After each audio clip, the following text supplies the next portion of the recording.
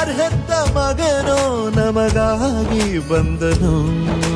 ಮೇಲು ಕೀಳು ಗೊತ್ತೇ ಇಲ್ಲ ಬಡವನು ಗೆಳೆಯಾನೆ, ಶ್ರೀಮಂತಿಕೆ ತಲೆ ಹತ್ತೇ ಇಲ್ಲ ಹತ್ತೂರ ಒಡೆಯಾನೆ.